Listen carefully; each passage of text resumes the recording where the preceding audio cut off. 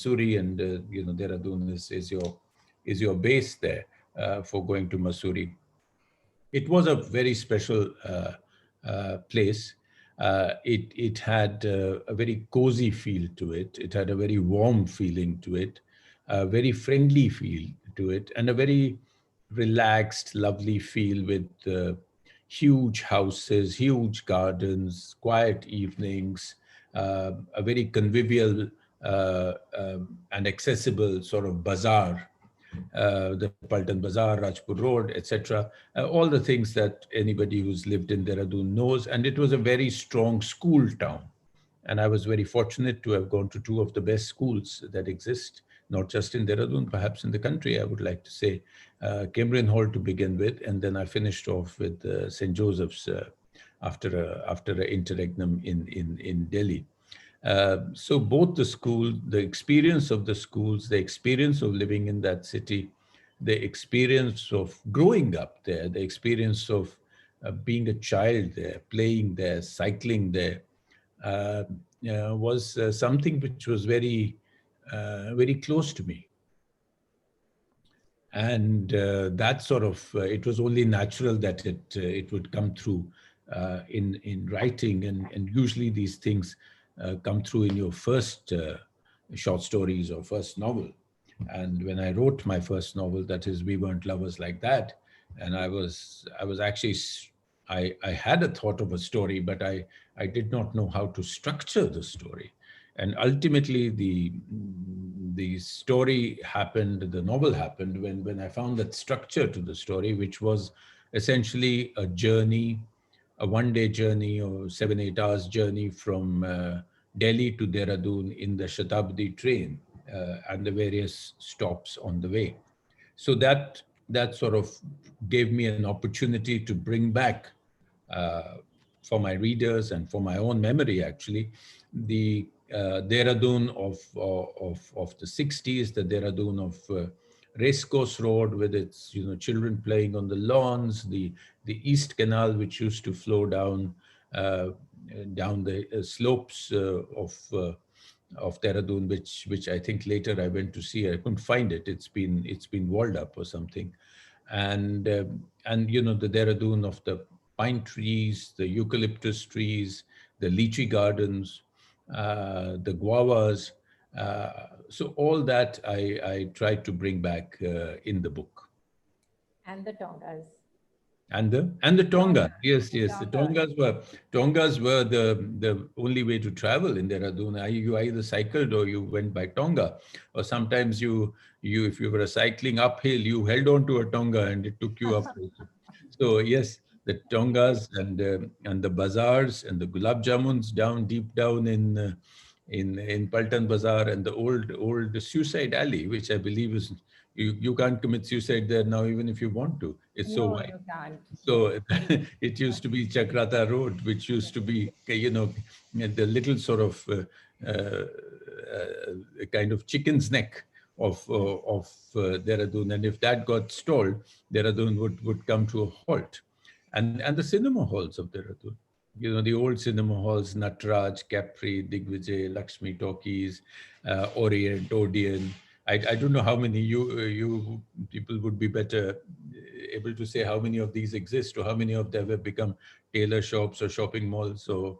or, or something like that. But those were great. That was the cultural life of Dehradun, and the cinema halls, the bazaars, the Diwali Mela in the Forest Rangers Institute, Yes. the school fetes. Um, these were the sort of great events that Dehradun used to have. And the big Dasera today is Dasera, so it's, I think, timely to mention it. The huge Dasera in parade ground, Yes. and Ravans and other stuff that used to happen right there, and then the entire town would sort of gather there. So I'm happy that one lived through those times. So I'm happy that one saw what a beautiful town it was in the valley, and and yes, it left great memories. Yes, luckily the Dashera still exists in the same form, but I don't think today it would be. But otherwise, it is still there. One of the things that has stayed on is that Dashera in parade ground. And I would like to now ask you how you have managed to do the balancing act. Everybody asks you that, but I would like to ask it in a different way that, see, this is creative writing. It's not any kind of, technical kind of writing, and not any professional essays or so. This is like poetry, like short stories, novels, non-fiction also, but that is also very creative. So how did you manage to keep this balance between your professional, you can say, dimension and this creative, because that is really difficult. Yes, it's not easy, but I think ultimately, I think the answer only to my mind, I mean, I can't give an empirical answer, but I think my gut feeling is that probably it is you wanting to do something badly enough, which ultimately is what makes the difference. That you really feel. I mean, I always wanted to write. This is not something which was a choice for me, frankly. So I only thing is I was not one of those people who could straight away break into a big novel at age 22 or 23 and succeed. So I really had to learn the craft as best as I could by becoming I started as a kind of student journalist writing student politics, and then from there on to move to more creative writing features, writing literary literary non-fiction, book reviews, travel pieces, which take you nearer to the creative sphere, and then ultimately, I started writing short stories. Now, how do you balance this with a profession? Today maybe writing is a profession, and journalism was always a profession, but Yes. certainly in the 70s, 80s, it was not a well-paid profession, and you couldn't really write. And the other thing I always felt is that if I went purely into writing as a profession, as a journalist, it would somehow take away from your creative writing, and that does happen when you begin to so I prefer to keep the two things separate. Fortunately, the career that I moved into, the foreign service, the diplomatic career, I did not see it as an obstacle to my writing. Rather, both these careers sort of built upon each other. These two vocations, I should call them, they sort of fed on each other. The fact that I was a diplomat, that I was meeting a lot of people, that I was traveling a lot. I was living in different cultures, and was a kind of impetus for me for my creative writing. It gave me an opportunity to see new people, new landscapes, new ways of life, new experiences, which I may or may not have had in one small place. I mean, it depends what sort of writer you have. Yes. You have Mr. Ruskin Bond, who's happy to live in his little cottage up in Missouri and create stories all the time. Yes. And I mean, you had Chekhov, who said that all you need to write short stories is look around your room. And but then there are other writers who perhaps are not so creative, perhaps who need to actually see something which triggers off a vision to them. So diplomacy and the diplomatic life certainly helped my writing life, and my writing helped my diplomacy, because then I was, as a diplomat, could, had an added dimension to my interests, to the kind of people I met, to the kind of people I was attracted to, and who were attracted to me for that, to the kind of events that I could do, to the, so it's, and to the kind of diplomacy and writing are all both vocations which deal with words. Yes. So Yes. there is a synergy there. Hmm. They deal with nuances. They deal with a delicate expression of complex issues, and clear expression of complex issues. So I think both of them in a way sort of synergized. So in that I was fortunate that A, I was deeply interested. B, there was no conflict. Thirdly, it's a question of finding time, and finding time is always you know I do feel that 5 minutes is actually a long time if you actually sit down with a stopwatch and you look at 5 minutes and you see how much you do in 5 minutes. I learned that when I was a protocol handling the protocol division in one of the protocol sections in External Affairs Ministry, and you used to have 5 minutes to do everything. You had 5 minutes to bring the prime minister of the country out of the room. You had five within the same minutes. Your colleague was bringing the visiting prime minister out of the car. You were making sure that everything was in place. The cameramen were in place. The Nimbu Pani was in place, and all this you couldn't bring the prime minister out 15 minutes before. So you actually realized how much you could do in 5 minutes. So my point is that on days that a lot of it is time management. A lot of it is cutting down the unessentials. A lot of it is, and some of it is at the cost of some things. So I don't know. People keep asking me, have you watched that show? Have you watched this show? I draw a blank most of the time because there are entire years in Yes, 10 years, 15 years in my life where I don't know a single actor. I don't know a single movie of those it years. happens. I cannot I do that. the mid 80s to maybe 10 years ago, I can't think of a single name of an actor. I can't recognize the songs to which an entire generation dances to. So, but again, some things come at the cost of time, the cost of others. It's a question ultimately of prioritizing, and it's a question sometimes of just taking away time from some other things. And sometimes it's at the cost of friends and family, which is unfortunate.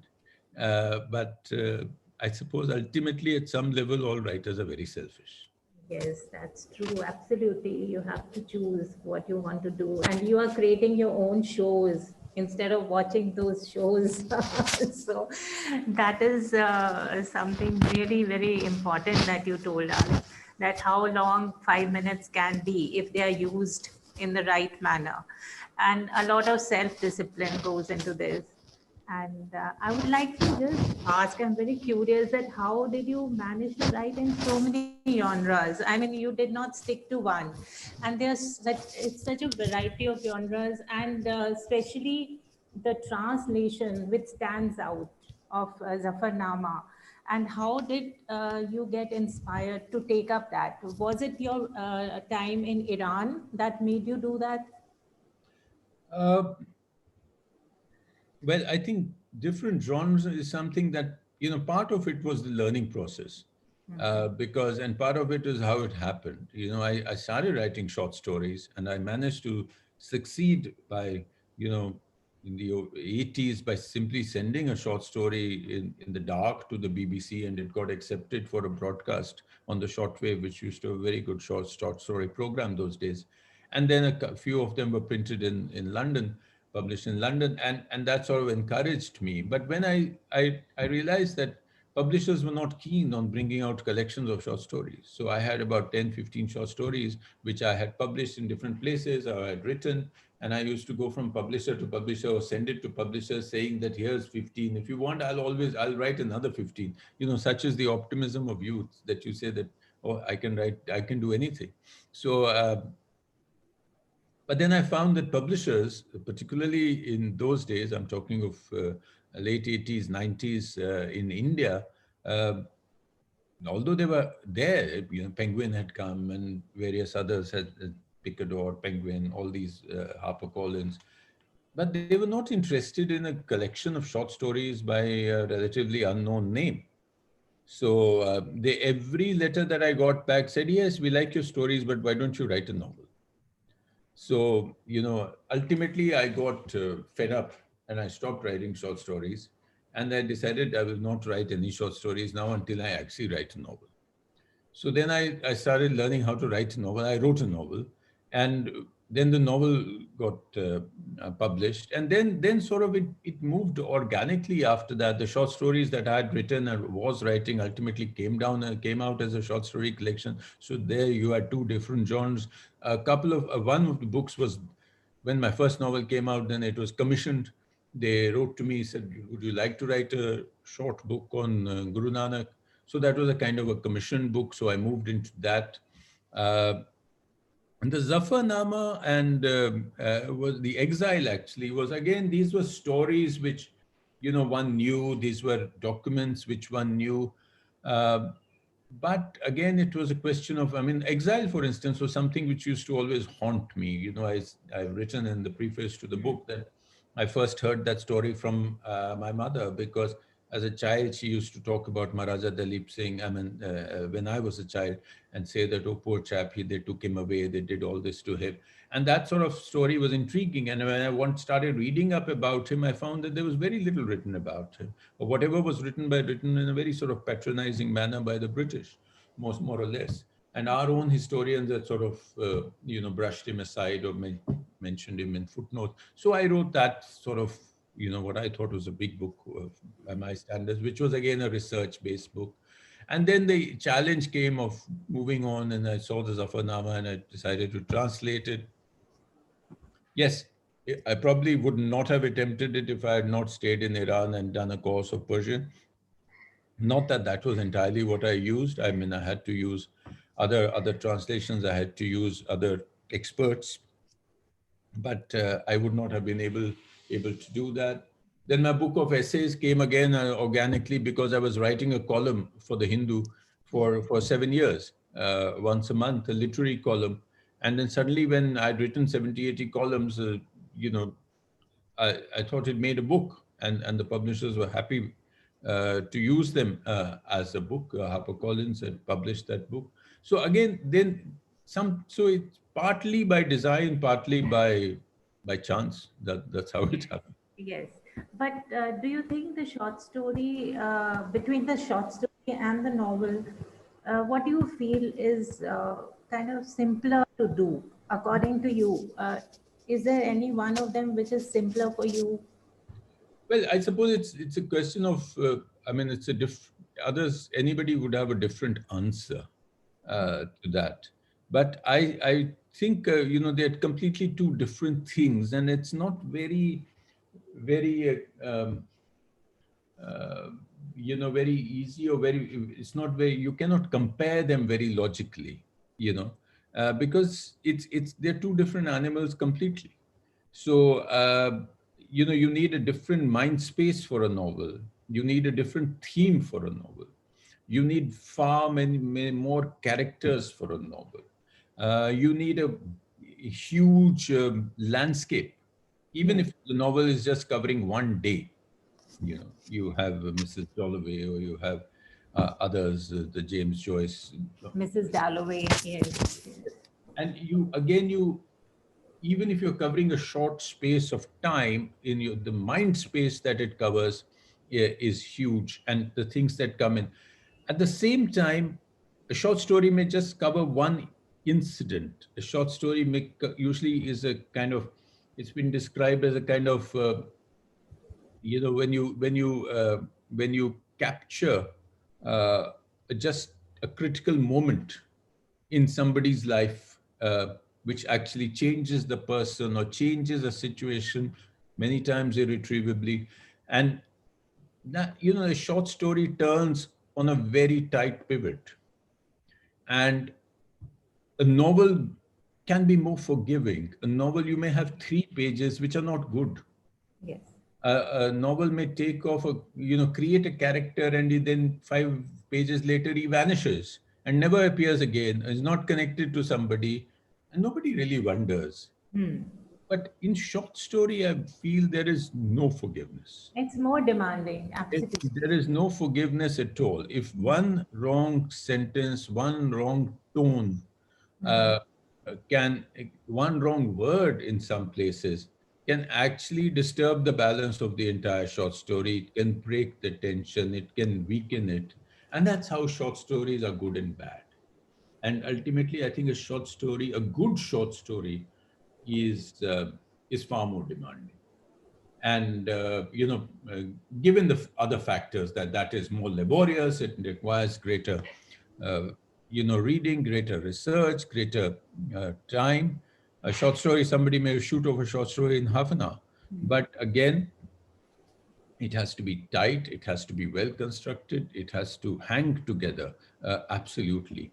So if you ask me, I think there was a time when I used to find short stories much easier to write, and that's before I wrote my novels. Today, I find short stories very difficult to write because I've got used to Used to the novel. Yes. the novel. So I think that's what happens. So would you like to tell us something about the novel you're working on in brief? Yeah, what I'd like to say is that I wish it would get published and get out of my life now, for instance. It's been with me for far too long. Uh, and It's a novel which I actually started. It's a novel I started about thinking about almost 8 years ago. And I actively started writing it 4 years ago. But uh, it's a much delayed novel. It's a novel ultimately about Punjab at the time of the Jallianwala Bagh massacre. It started off by wanting to write about Jallianwala Bagh because 100 years was coming up, but then the 100 years has come and gone, and my book has not come. But the but then when I started reading about it, I found that there was so much else happening in Punjab at that time that just to write about that one event, especially since much was being written anyway, I didn't think that I would be able to add anything new. But there was other things happening around Punjab. The First World War soldiers are coming back. The Gadar revolutionaries are roaming around the countryside. The Gurdwara movement is going to happen. The Singh Sabha movement has already taken place. So there's a cultural, religious a revival. Uh, and there are the British, and there's Gandhi, and there's Satyagraha starting, and just about everything was happening in the months around Jallianwala Bagh. So this is a book which is, hopes to bring some of these trends together. It's a very vast canvas. It's going to be an epic, I think. Absolutely. Well, I wish I could share your optimism. I wish you all the best for that. And now Paritosh Kemoti is going to ask you questions about your career and your vision for the country. Thank you. Thank you. Mister Sarna एक second आपको mute करना पड़ेगा this one. Yeah, okay. You've been to so many countries, you served in so many nations, and you've experienced different aspects of their society and culture. So what I would like to know is, क्योंकि ऐसा होता है कि हम लोग जब हमारा vision broad होता है, when we look at other things, हमको अपने बारे में भी और पता चलता है, अपने कंट्री के बारे में भी. So based on your diplomatic experience in so many nations, आपको इंडिया के बारे में यूनिक क्या आप बोलेंगे कि how is India different? I'm not saying comparing us with others because every nation has some speciality, but फिर भी इंडिया में क्या है कुछ अलग दूसरों से? I think every country likes to think that they are special and that they have something else which nobody has, no matter. And this has got nothing to do with the size of a country. Yeah. So I think every country sort of feels that they have played a great role in the world, or they have a great future, or there was some particular great men that they produced. So I think the important thing is to realize that that is actually true. It's actually true that when you go to another country, if you keep saying that, oh, it's my country is much greater than yours, you're not going to make too many friends. Yeah. To begin with. So I think it's a question of, so that having been said, I see what, your question is coming from an important place.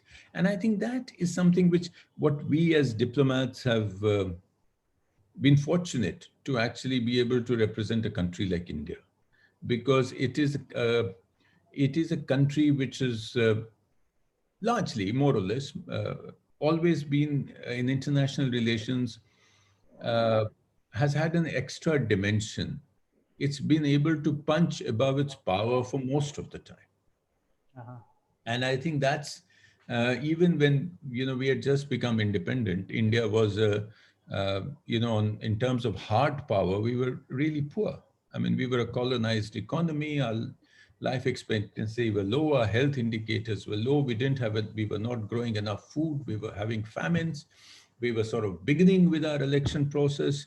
Uh, there was hardly any industry worth the name if you look at the 48, 49, 50. And but all that, but still India had already begun to play an international role. I mean, whether it was the Korean crisis or the Indochina crisis or the beginnings of the non-aligned movement or at the United Nations. Uh, so India was already playing a role. It was because we brought with us our kind of our soft power of which at that moment was the fact that we were an ancient civilization. We were considered to be a wise civilization. We were considered to be a civilization which embraced everything, which accepted refugees. For instance, the Jews. The Yeah. Jews are supposed to have come there from this destruction of the Second Temple, which goes down to 6th century BC, or certainly from the destruction of the Third Temple, and then Christians came at the time of Saint Thomas, the apostle. So then, when you go to a country like Israel, you realize that the Indian Jewish diaspora in Israel, where everybody is a refugee, the Indian Jewish diaspora is the only one which is there out for, maybe they went in the 50s, 60s for economic reasons, etc.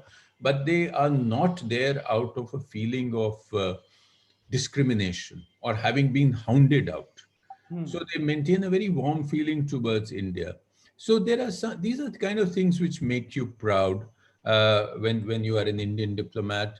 The fact that India was it's a you say quite proudly, oh, there are 18 languages or whatever in our constitution, and it gives you a moment of, and everybody looks at you a little this. How do you guys manage? How do you live? How do you So the huge diversity of India, the fact that it gives you a sort of self-confidence, which you felt that you, despite many shortcomings, we could still do well on the international stage. So our culture, our diversity, our history, uh, our we actually, it's actually a huge civilization. So in terms of, it doesn't have, you can't easily define India. There's a famous thing that everything you say about India is true, and then the opposite is also true. Yeah. So it's very difficult to be able to get a fix. So most countries, when they see you are an Indian, you get that half a point extra of acceptance. A door opens a little more easily if you say you are an Indian. So there is very little small things. You see it in small things. But I first went to Russia in '82, and I was. It was an economy of huge shortages. It was the Soviet communist economy. You didn't know. You went into a shop. You didn't know what the queue was for, but there was a queue, and you just joined the queue. So one day I was walking around, and there was somebody selling watermelons, and there was a long queue. So that was a place where you bought what you got. You didn't buy what you wanted. So I went and stood in the queue because I said, okay, there's a watermelon. Let's get a watermelon. So I stood in the queue, and then there was a long queue, and then there was an old lady who just came by. She took me by the arm and put me at the head of the queue, and nobody said anything. you know so things like that happen to you sometimes. Right. That was an interesting thing to know. Uh, Coming down to the Indo-US elections, sorry, the US presidential elections, and आजकल if you see social media पे, electronic media पे, apart from the print media, there is a lot of focus because Indian diaspora भी काफ़ी है उधर, and Trump and Modi relations are considered to be quite strong. What do you think अभी Indian diaspora का role, how will it be in the US elections? And जैसे थोड़े लोग अभी ऐसा बोल रहे कि if Biden comes to power, India के लिए problem हो जाएगा, and if Trump remains, it will be better for India. What is your view on these 2 points? एक तो Indian diaspora का role and the probable result of the elections. Well, very difficult. But Indian diaspora role, broadly speaking, Indian diaspora has increased. You know, today you have about 4 million strong, 3.5, 4 million strong Indian diaspora in the US. And I read somewhere recently you have about 2 million voters who are Indian Americans in several critical states like Texas, Pennsylvania. So these are, it's become an important vote bank or constituency for whoever is. I wouldn't say it's a critical vote bank, but it's become more important than previously. And in a battleground state, every vote matters. So to that extent, yes. Secondly, the Indian American diaspora has become more politically alive and more politically active in recent years. Otherwise, you know, they were there for a long while, smaller numbers, but they were happy to be good professionals. They were good doctors, they were good IT people, they were good businessmen, they owned a lot of hotels. So you had, but now over the last few years, they have started playing a politically active role. They are contributing to fundraisers, they are backing candidates. The presence of Indian Americans in the US Congress has changed. In the present Congress, you have 4 congressmen and 1 senator, Kamala Harris, and who are of Indian descent, partly or wholly. And so this shows, and at the the low political levels in different states and councils, you have a greater presence of Indian Americans. They're playing a bigger role. This is the natural evolution of a successful diasporic community. There's nothing surprising about it. And you know, once they're in America, this is the natural progression. So it is an important constituency. Their role has increased, their visibility has increased. And that's why you see, for instance, Joe Biden has written a big op-ed, I think it's today or yesterday, in the India West newspaper, which is addressed entirely to Indian Americans, and how, you know, he will be looking at issues which are concerned, for instance, immigration issues, visa issues, small business issues, taxation issues of the not very rich uh, people, racial discrimination, hate crimes. These are issues which are important for them. So obviously, both sides, coming to your election question, would like to maximize their votes and would like to get the maximum Indian American votes that they can. Yes, and what will happen, I can't say. By current charts, you know, Biden does have a significant lead, but you still have 10 days for the election. And, you know, some surprise revelation about something can change everything. So I won't make a prediction, but certainly at the moment, Biden looks much the stronger candidate. Simply because I think essentially on issues like the COVID pandemic, etc., Trump's weaknesses have come to the fore over the last few months. I think what will be good for India is a question which is a rather moot question, because ultimately India will have to deal with and will deal with whoever is in power. So I think ultimately the fact is that for the last 20 years, we have dealt alternatively. We've dealt with Clinton as a Democrat president successfully, then Bush, then Obama, then Trump. So all these 20 years, there has been an upward trajectory of India-US relations, despite the different administrations in power. So I think India has to be flexible enough to move to the nuances that a democratic administration will have as compared to a Republican administration. Obviously, they have the typical issues on which the liberal establishments are more focused. Perhaps they'll be more focused on liberal issues like, human rights and related issues.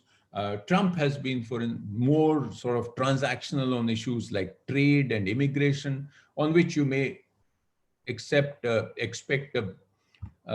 more even-handed treatment by the Democrats. So I think we should stop worrying about what will be good for India. We know that we have dealt with whoever is in power, and there is a basic logic for anybody who's in power to see the importance of India as a partner today. And that is why, for instance, you're going to have the 2+2 dialogue day after tomorrow. Just a week before the elections, the defense secretary and the foreign minister, sort of secretary of state, are traveling to India. Why? Because India is an important partner, no matter who comes in power in the White House. So in terms of what happens in the entire Indo-Pacific, what happens in South Asia, how China is to be countered by not just by India or the United States, but by a whole swathe of countries from East African coast right down to Australia and New Zealand. For all these issues, India is likely to be the strongest partner that the US has in the region. So no matter which administration comes into power, there will be strategic compulsions for them to deal with India in a particular way. And then, yes, of course, then there are the nuances, there are differences of personalities, there are differences of party positions. But then that's what diplomats are for, and that's what governments do. They have to be flexible enough to deal today with Trump, tomorrow with Biden. Yes, that is an important point. We'll remain a strong, probably the strongest partner for US in this region from many perspectives. अच्छा sir, और एक बात, United Nations.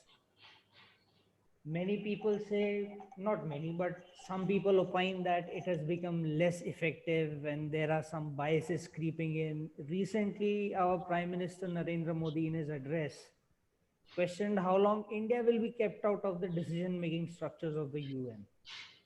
What do you think? Is it actually time for the UN to evolve? Security Council में हमको permanent seat कब तक नहीं मिलेगा? What do you think?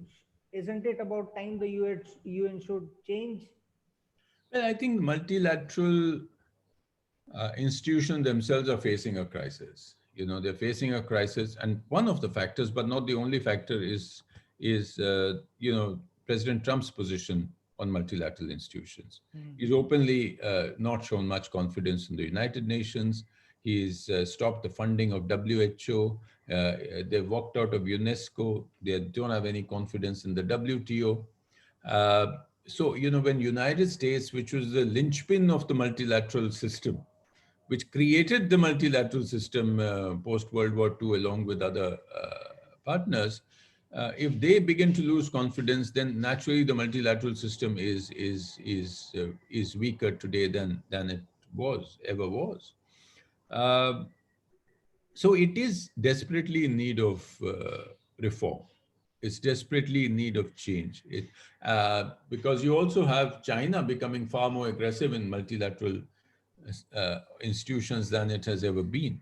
They are now actively seeking high-level positions in different UN institutions to be able to play a critical role and to be able to control the agenda of multilateral negotiations.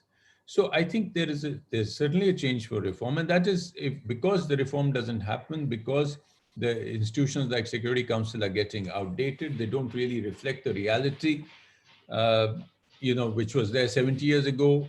That is not the reality today.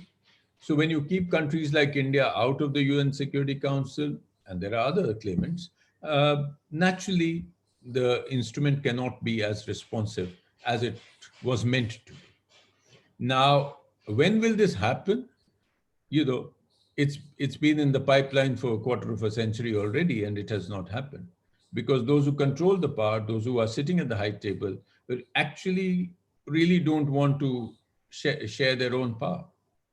So, this has to be a moment in global affairs when things happen. And let us see when that moment comes. I think today is a good moment because the COVID has really shown up our problems. The world is actually looking away from globalization. They already were, this has accelerated that trend. People are looking more and more inwards. People are becoming more and more nation oriented rather than globalized, which is one reason why there was a whole constituency behind people like Trump, or even the people like Boris Johnson and the whole Brexit issue. There is this trend which goes against a globalized world, a connected world in that sense at the moment. And this is reflected in economic terms, which shows you difficulties of mobility today amongst populations, like the H-1B visa issue, other issues. It shows problems for students going abroad. It shows up in job markets in other countries, because people say, save the jobs for the local boys. We don't want these to, you know, uh, go outside. So it shows up in the problem that we are facing on supply chains, particularly after COVID. A lot of supply chains were leading to China, and countries now suddenly realize that their supply chains are too diffused. They don't have materials. They don't have critical inputs into their manufacturing units when things break down. And so people are looking at alternatives. So I think everything at the moment is a kind of state of flux, and somewhere this will settle down. So when it is in a state of flux, it's a good moment for reform. And if there is a vacuum, if the United States is walking out of places, then there is a vacuum. There is a place for countries like India, Brazil, Japan, uh, similar, other countries who have traditionally had a strong international image and role, uh, to move in and help with the decision to become far more active than they can have been in the past. Nice. Uh, I'm not talking about India being a Vishwaguru. That is a cliche, Vishwaguru, that is something God knows. But do you think in recent times, you mentioned earlier, पहले भी हमारा foreign policy, we were strong, we were active in the international sphere. Do you think in the present time, especially अभी आपने जो बताया UN के बारे में, the vacuum being left by USA, the results of the latest developments, COVID हो गया और कुछ हो गया, do you think India and India's foreign policy can play a major role in the global arena, considering all these factors in the present times? Well, I think certainly we can play a critical role, because we are a major power. We are a major regional power today, and we have a global presence in terms of our diplomatic presence and our role in multilateral institutions, which has been traditionally strong. For instance, we are going to be the chair of the executive board of WHO over this year. So I think that's a kind of critical positions in the present context. So India can play a major role. India is a valued partner. India has, and today India is also showing a lot of backing, a lot of more clarity in several foreign policy situations than we have in the past. And the fact that, for instance, you've just seen what we've done in the Quad. We've agreed to expand the Quad. We've included Australia in the military exercises of the Quad, which is some things things which we were hesitating about. We are getting over those hesitations. So certainly, as a economy with tremendous potential, as a regionally important power with much greater military and security power today than we had in the past, and as a partner of all the major global powers, with the United States, with Russia, with France, we have major partnerships with Japan. I think we are doing it, and we have the capability of playing a very important role at this moment of flux. Right, right, sir. It was a very interesting conversation we had, and we are very thankful to you for giving us your time. And I'm sure the viewers must have liked it too. Jaskiranji. Yes, thank you so much for your valuable time and all the views that you shared with us, all your, inner feelings about your writings. So it was really wonderful, and people of Dehradun would be really, I mean, they are very fascinated by what you have told us about Dehradun of your childhood. And we really love to have you on the talk. Thank you so much, Mr. Sarna. Thank you. Thank you for Thank having you. me. Thank you. Bye-bye. Thank you. Thank you. Bye-bye. Bye.